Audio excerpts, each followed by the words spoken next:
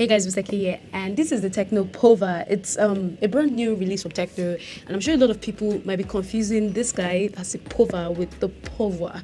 I'm not sure if I'm getting the pronunciation well, but guys, the Tecno Pova is actually slightly higher than what we got on the Tecno Pova, at least based on the spec sheet. And in my opinion, I feel that this one offers a lot. Now let's go straight into the unboxing, and inside the box there's obviously the Tecno Pova, and I've got the magic blue variant, and there's also a free tempered glass protector. You're also getting an 18 watts charging brick that comes with dual IC tech. Of course, there's an earphone, a rubber case, and you have the manuals and warranty card. But let's move back to the device itself, and we're getting a plastic build on the Tecno Pova along with a glossy design. It has some, in quotes, shine at the back of it. And yeah, as expected, the glossiness of this phone attracts a lot of smudges and stains, and it could even attract a lot of scratches after a while, which is why Tecno always include this to their devices, and it fits rather nicely. Now guys, the specifications on this device are quite interesting. Now when it comes to performance, this guy comes power loaded. So it uses a Helio G80 octa-core processor along with a gaming booster ET engine 1.0. And when you combine these two things together, you should get a really smooth power pack performance.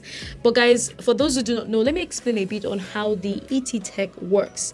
Now, most of the frustrating problems many gamers or mobile phone gamers encounter is lag. Now, when it comes to gaming, there are two types of lag. The first one is the one you encounter with the network, and it's usually caused with your internet connection or probably the game servers. Now, the second one is actually called the FPS lag, and this is usually caused by a hardware issue or limitation. Now, in other words, in both situations, you will be unable to play smooth frames as is normally required to play a game. Now, what happens is that the frame rate that your phone is firing up in is so low that the game appears to slow down and sometimes can become unplayable. Now, with that said, the Tecno Pova actually has more reaction speed due to the Helio G80 processor and the gaming booster ET engine 1.0. And guys, what that means is that when you're playing battle royale games like say PUBG for example, the ET engine gives you a faster reaction speed, allowing you to fire at your opponent and knocking them in close encounter. Plus guys, this phone uses a 3D thermally conductive and multi-layered materials for heat dissipation, which of course translates to long hours of gaming without experiencing any intensive heat. And as expected, this guy uses 128 gigs of RAM, 6 gigs of storage, and all of that translates to more storage to store your games.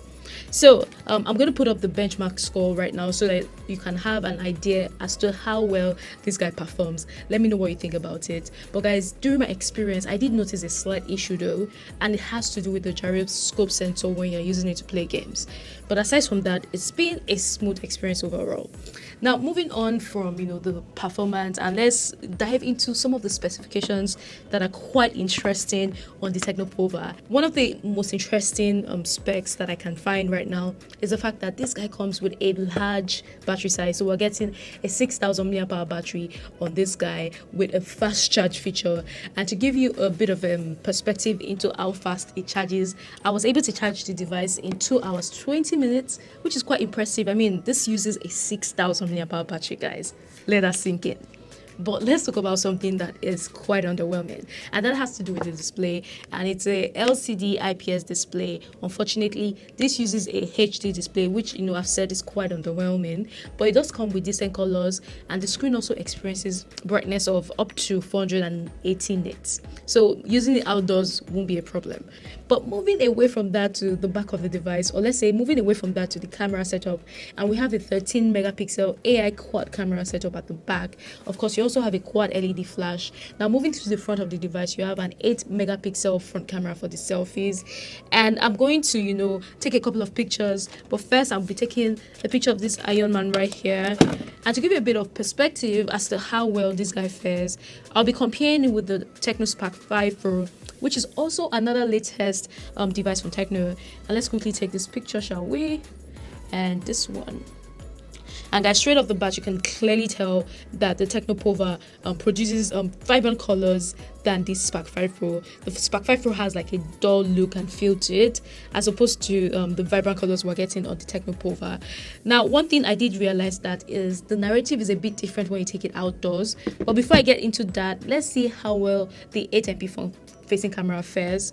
Now guys, here's the front facing camera on both devices. So I have the Spark 5 Pro and the Pova, and one thing you can tell is that the Pova does well with skin tones. I think I like my skin tones on the Pova than on the Spark 5 Pro. Let me know which is your preference. However, I'd have to say that the highlights on both devices are quite blown out. Like, you have really blown out highlights. But one cool thing that Tecno has added to the camera mix on the Tecno Pova is that you can now shoot in 2K for both the front and the back camera.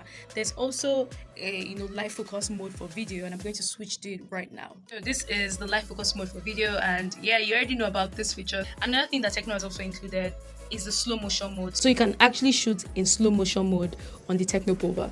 Now, moving on to other aspects, and when it comes to dynamic range and sharpness, I feel that the Tecno Pova had an edge over the Spark 5 Pro. However, one thing I did notice with the back camera is with the portrait mode, I feel that the edge detection isn't really there yet. Now, still on the back of the device, now we have the fingerprints scanner on the index portion where your finger lines up, and on the right side you have the volume rocker and power button. On the left side is your SIM card tray, and interestingly, Tecno has actually included a Google Assistant button here just beneath the SIM card tray. Now, on the bottom of the device, you'll find your USB port. It's a micro USB port for that 18 watts flash charge. There's obviously a headphone jack right here, and one interesting thing about the setup of the Tecno Pova is with the single Faraday speaker on top. So instead of putting it beneath, Tecno has placed the speaker on top of the device, and here's how it sounds.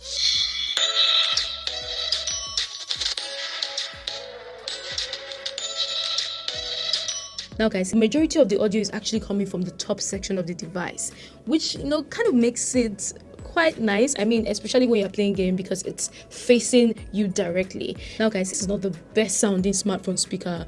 It is definitely not blowing me away with quality or whatever, but it gets the job done. Now, if you were to ask me, I think the reason why people are excited about this device is the combination of specifications and the way it's been put together for the price tag that it is sitting in. So, you have a rather impressive performance and battery.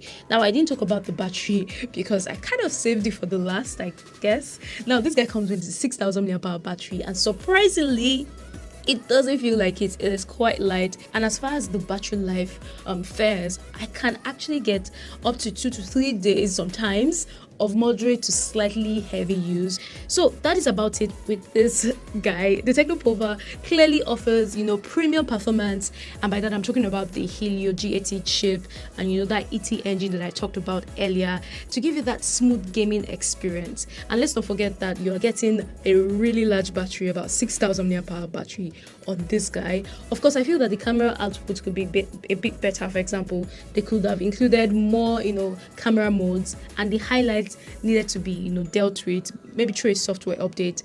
And of course, let's not forget about the HD display.